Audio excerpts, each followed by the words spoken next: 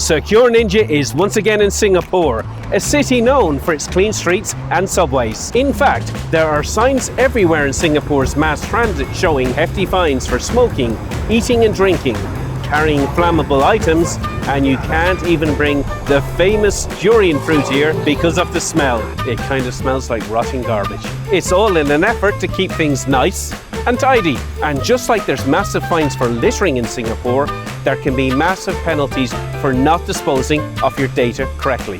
In fact, throwing away your old hard drives without securely wiping them can lead to all sorts of problems, and metaphorically speaking, can leave a bad taste in your mouth, just like durian. Secure Ninja. Hi everyone, it's Andrew from SecureNinjaTV again, and we're still in TechWeek Singapore, and I'm speaking to Resham Ganglani from Holodata. Good morning, Resham. Good morning, how are you doing? I'm doing well, thanks for joining us.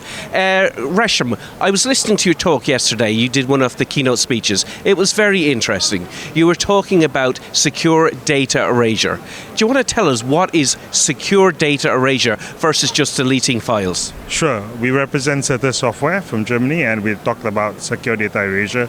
So the whole concept of secure data erasure is that deleting your files or formatting your notebook or factory resetting your phone is not enough, because at the end of the day, data still remains. You're just erasing the path, you're just compressing the data, and it doesn't look visible, but actually it still remains there. Secure data erase is a procedure where you put in ones and zeros in each and every byte to make sure that everything gets erased, and you do it over and over again depending on the wiping standard you follow. Eventually what happens is there's nothing left on the drive, it's been replaced totally by ones and zeros and then cleaned up. So there's no reminiscence of data, and it's secured and digitally certified that it's clean. Yes, so there's no way of recovering the data. And there's different standards from 3 times overwrite to 7 to 11. Excellent. Why do we want to do that?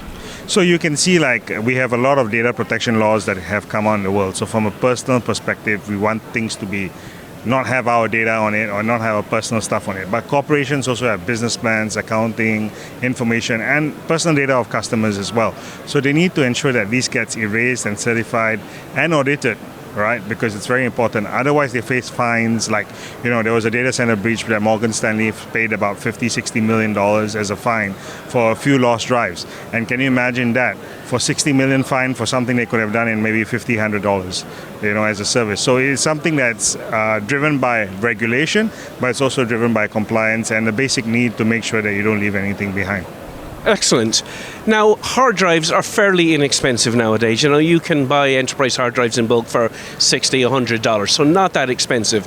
Why do we want to go to the effort of actually reusing, recycling these drives, putting them to another purpose again, rather than just throwing them in a shredder, which is a very secure way to delete the data as well? Sure. I think there are 3 aspects here. Firstly, in shredder, even if you have a small piece of metal left, you can still recover data. Secondly, we've moved generations. We're now on all SSDs. We're using data centers. SSDs can last a very, very long time. In fact, if I would give you a statistic, from CO2 emissions, it costs 300 times more to make a SSD than to make a hard drive. So as a result, you're actually contributing a lot to global warming by using an SSD. Now you can re-extend this life, use it over and over again, 2 times, 3 times, maybe not in your organization, but use it in another, in a donation or another organization. And there's some governments that now mandate 20%, 30% of the equipment must be refurbished, certified. So this whole erasure piece extends the life of electronics, complex electronics, and also enables us to reuse the devices so that we can use offset carbon credits, and we can also use it for our eco-friendly green marks and stuff like that. Excellent. So saving a little bit money, plus there's mandates, and plus you can get carbon credits, which are very useful for large organizations. Excellent. Well, that's very interesting. Resham, thanks so much for talking to us this morning. Hopefully we'll talk to you again sometime at another conference. Sure. Thank you. It's my pleasure to be on the show. It's great. Thank you very much. Cheers. Thanks so much for watching. We have a lot more content coming from Singapore, so if you're new here, please remember to hit the subscribe button, because you don't want to miss a thing. I'm Andrew Howard from SecureNinjaTV. Hopefully we talk to you again soon.